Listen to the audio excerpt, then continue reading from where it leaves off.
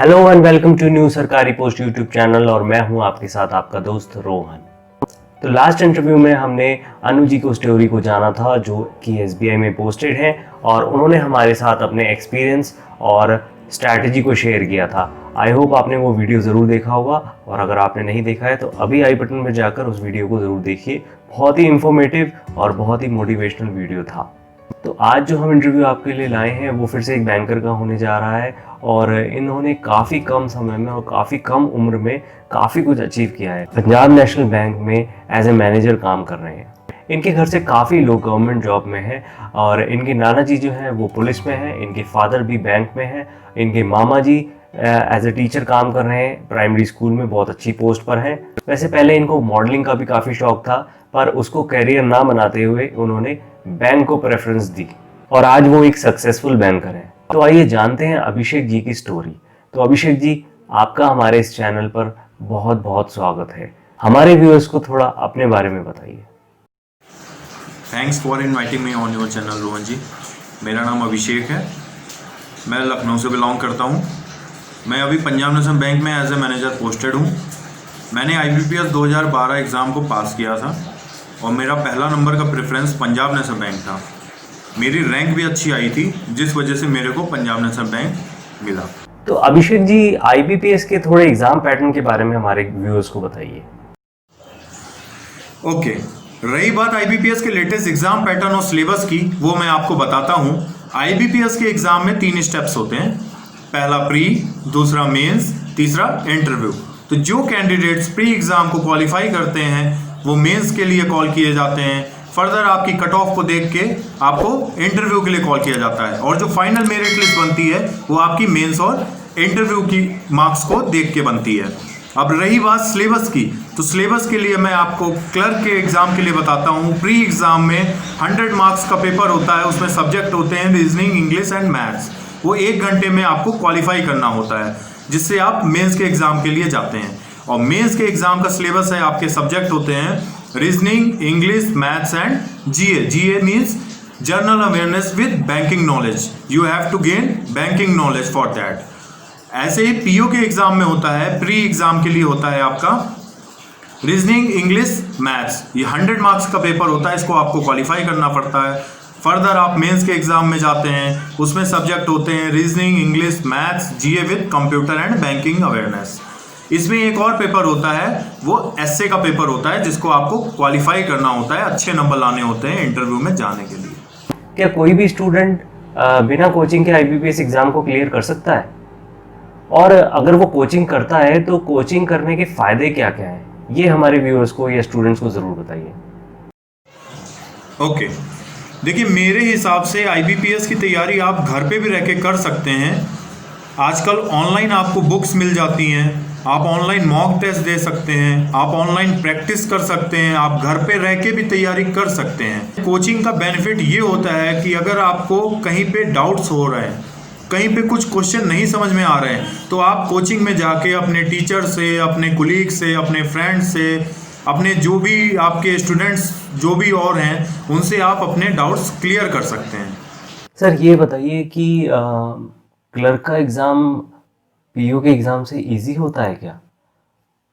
उसके बारे में थोड़ा हमारे स्टूडेंट जानना चाहते हैं। देखिए रही बात IBPS के क्लर्क एग्ज़ाम को पास करने की है, तो मेरे हिसाब से पीओ का एग्ज़ाम थोड़ा सा टफ होता है क्योंकि उसका लेवल ज़्यादा होता है। उसमें रीजनिंग, मैथ्स और इंग्लिश थोड़ी टफ होती है और क्लर्क के एग्ज़ाम में थोड़ा सा लेवल कम होता है जिससे आपको क्वालिफाई करना आसान हो जाता है क्लर्क के एग्ज़ाम को। IBPS के एग्ज़ाम के लिए कितना टाइम ड्यूरेशन रखना चाहिए? कितना टाइम लिमिट होनी चाहिए? ओके, देखिए मेरे हिसाब से IBPS के एग्ज़ाम को क्वालिफाई करने के लिए, चाहे वो क्लर्क का हो, पीओ का हो, स्पेशलिस्ट ऑफिसर का हो या ग्रामीण बैंक का हो, आपको पर डे 5 से 6 घंटे मिनिमम पढ़ाई करनी पड़ेगी और हर सब्जेक्ट पे ध्यान देना होगा। मैंने क्या देखा है, कुछ स्टूडेंट्स एक गलती करते हैं कि अगर वो एक सब्जेक्ट में कमज़ोर हैं, जैसे रीजनिंग या मैथ्स उनको नहीं आती है, तो वो उस सब्जेक्ट को नहीं पढ़ते हैं और एग्ज़ाम में क्या होता है, वो उस सब्जेक्ट में कम नंबर लाते हैं और एग्ज़ाम से बाहर हो जाते हैं। तो मेरा कहना ये है कि आप 5 से 6 घंटे की जो भी पढ़ाई कर रहे हैं, मिनिमम 5 से 6 घंटे आपको पढ़ना है और उस पढ़ाई में सारे सब्जेक्ट पे बराबर ध्यान देना है आपको। ये ना करिए कि आपको रीजनिंग नहीं आती है तो आपने रीजनिंग कम पढ़ी है, क्योंकि आईबीपीएस के एग्ज़ाम में सारे सब्जेक्ट में क्वालिफाई करना ज़रूरी होता है। अभिषेक जी, आईबीपीएस की तैयारी करने के लिए कौन कौन सी बुक्स बेस्ट रहेंगी, थोड़ा उसके बारे में डिटेल से बताइए, और आपका स्टडी प्लान क्या था वो भी थोड़ा सा बताइए। ओके, देखिए आईबीपीएस की तैयारी के लिए सबसे पहले तो आपको स्ट्रेटजी बनानी पड़ेगी, क्योंकि आईबीपीएस का एग्ज़ाम ऐसा एग्ज़ाम होता है, इसमें स्पीड भी देखी जाती है और एक्यूरेसी भी देखी जाती है। इसके एग्ज़ाम में ज़्यादा से ज़्यादा क्वेश्चन आपको कम से कम टाइम में वो भी सही करने हैं, तब आप जाके कहीं क्वालिफाई करते हैं। और मैंने जो तैयारी करी थी वो अरिहंत और दिशा पब्लिकेशंस की बुक से तैयारी करी थी। इंग्लिश के लिए मैंने रन एंड मार्टिन की ग्रामर बुक पढ़ी थी और मैथ्स के लिए मैंने RS अग्रवाल लगाया था। साथ ही साथ स्पीड टेस्ट मैंने महिंद्रा के स्पीड टेस्ट भी दिए थे। अभिषेक जी ने जिन बुक्स से तैयारी करी है उनके लिंक्स मैं डिस्क्रिप्शन में आपको दे दूंगा, आप वहां से जाके चेक कर सकते हैं। काफ़ी अच्छी बुक्स हैं और काफ़ी वैल्यूबल बुक्स हैं, आपको इनसे तैयारी करने में काफ़ी अच्छा फ़ायदा होगा। सर, क्या वो लोग जो प्राइवेट जॉब में हैं या बिजनेस में हैं या फिर हाउसवाइफ हैं, क्या ऐसे लोग आईबीपीएस एग्ज़ाम की तैयारी कर सकते हैं और उनको क्रैक कर सकते हैं? स्ट्रैटेजी क्या रहेगी? ओके, देखिए मेरे हिसाब से आईबीपीएस की तैयारी करने के लिए सबसे पहले आपको स्ट्रेटजी बनानी पड़ेगी कि आपको बैंक में जॉब चाहिए। उसके लिए आपको क्या करना पड़ेगा, पर डे 5 से 6 घंटे आपको पढ़ना पड़ेगा। साथ ही साथ आप कोई न्यूज़पेपर जो भी आपका हिंदी या इंग्लिश में जो भी आप पढ़ते हैं वो आप रेगुलर पढ़िए, जिससे आपकी जनरल अवेयरनेस अपने आप तैयार होती रहेगी। दूसरी चीज़ मैं ये कहना चाहता हूँ कि प्राइवेट नौकरी वाले हों, चाहे बिजनेस वाले हों, चाहे हाउसवाइफ हों, वो 5 से 6 घंटे निकाल के अपनी तैयारी करके बैंक में जॉब कर सकते हैं। और मेरे कई ऐसे दोस्त हैं जो प्राइवेट नौकरी पहले करते थे और उन्होंने टाइम निकाला और आज की डेट पे वो बैंक में जॉब कर रहे हैं। सर, स्टूडेंट्स को इंटरव्यू का काफ़ी डर होता है, तो उस इंटरव्यू को कैसे दूर करें और उसको कैसे क्लियर करें, क्रैक करें, थोड़ा इस बारे में और बताइए। ओके, देखिए इंटरव्यू के डर को दूर करने के लिए आजकल बहुत सारे कोचिंग इंस्टीट्यूट्स जो हैं, बैंकिंग के जो कोचिंग इंस्टीट्यूट्स हैं, वो आपके मॉक इंटरव्यू करवा रहे हैं, तो उसको आप ज्वाइन करिए और पूरा कॉन्फिडेंस के साथ जाइए आप। और मेरा मानना ये है कि अगर आप कॉन्फिडेंस के साथ इंटरव्यू देते हैं, सारे सवालों के जवाब दे देते हैं, तो आपको सिलेक्शन पाने से कोई नहीं रोक सकता। तो अभिषेक जी, आपसे ये जानना चाहते हैं कि आपका बैंकिंग एक्सपीरियंस अब तक का कैसा रहा, आपको कैसा लगता है बैंक में काम करके? तो ये हमारे कैंडिडेट्स और स्टूडेंट्स जरूर जानना चाहते हैं, हर किसी के मन में ये सवाल होता है। ओके, देखिए मेरा बैंकिंग एक्सपीरियंस अभी तक बहुत अच्छा रहा है और मेरा एम भी था कि मैं बैंक में जॉब करूं, तो मैं आज बैंक में जॉब कर रहा हूं, मैं बहुत खुश हूं। दूसरी चीज़ ये है कि मैंने इकोनॉमी के बारे में बैंक में आने के बाद बहुत कुछ सीखा है। और सबसे बड़ी बात ये होती है कि जब आप गवर्नमेंट स्कीम्स को आम पॉपुलेशन तक पहुंचाते हैं तो आपको एक अंदर से एक मोटिवेशन मिलती है कि आप उनको फाइनेंशियली सपोर्ट कर रहे हैं।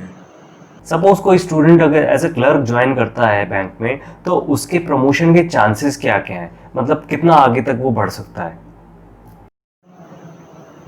ओके, देखिए अगर नॉर्मली कोई क्लर्क अगर बैंक ज्वाइन करते हैं तो 2 से 3 साल के अंदर वो एलिजिबल हो जाते हैं पीओ के लिए, और नॉर्मली अगर कोई पीओ ज्वाइन करते हैं तो वो 3 साल में एलिजिबल हो जाते हैं मैनेजर के लिए।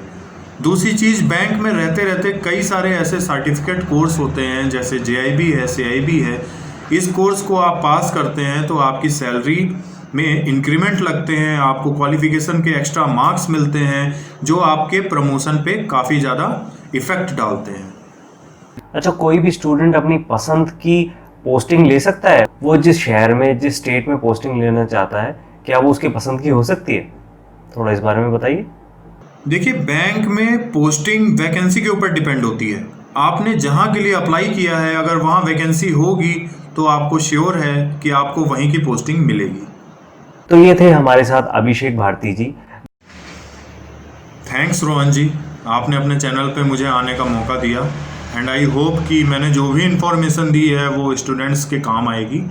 और मैं स्टूडेंट्स से ये कहना चाहता हूँ कि अभी लेटेस्ट IBPS का टेंटेटिव कैलेंडर आ चुका है एग्ज़ाम का, वो IBPS की वेबसाइट पे जाके चेक कर सकते हैं और अपनी तैयारी कर सकते हैं। तो ये थे हमारे साथ अभिषेक भारती जी, जो पंजाब नेशनल बैंक में एज ए मैनेजर काम कर रहे हैं। और आई होप आपको इनका इंटरव्यू काफ़ी पसंद आया होगा। अगर ये आपको ये वीडियो पसंद आया तो इसे ज़्यादा से ज़्यादा लोगों तक शेयर करें और ये इन्फॉर्मेशन पहुंचाएं, और इसे लाइक भी करें। अगर चैनल पर नए हैं तो इसे सब्सक्राइब ज़रूर करें, और आगे भी ऐसे ही इंफॉर्मेटिव इंटरव्यूज़ आपके लिए लाते रहेंगे।